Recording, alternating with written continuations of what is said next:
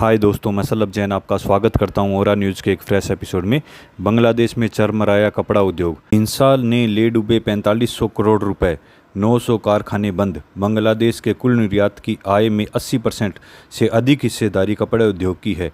ये देश के सकल घरेलू उत्पादन लगभग 11% का योगदान देता है। इतना ही नहीं, कपड़ा उद्योग देश में लाखों लोगों को रोजगार भी उपलब्ध कराता है। बांग्लादेश की अर्थव्यवस्था का एक महत्वपूर्ण स्तंभ कहा जाने वाला कपड़ा उद्योग हिंसक विरोध प्रदर्शन, विनाशकारी बाढ़ और राजनीतिक अशांति के संकट से जूझ रहा है।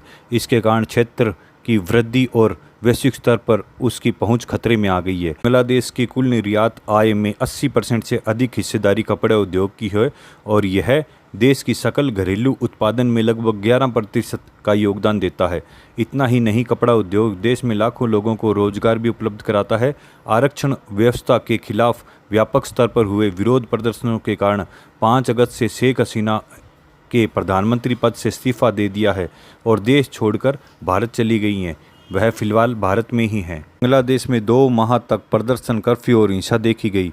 इस अशांति से न केवल कारखानों का संचालन को बाधित किया बल्कि इसके गंभीर आर्थिक नुकसान भी हुए। Bangladesh garment manufacturing and association हाल में ही वित्तीय घाटे की रिपोर्ट जारी की। इसमें बंद और संचार व्यवस्था बाधित होने के कारण 6400 करोड़ टका लगभग 4500 करोड़ रुपए का नुकसान जताया गया। उन्होंने कहा, राजनीतिक अशांति और बाढ़ से कपड़ा उद्योग बुरी तरह प्रभावित हुआ है क्योंकि उत्पादन और कच्चे माल की सप्लाई चेन दोनों पर बुरा असर पड़ा है। कपड़ा उद्योग अभूतपूर्व संकट से जूझ रहा है।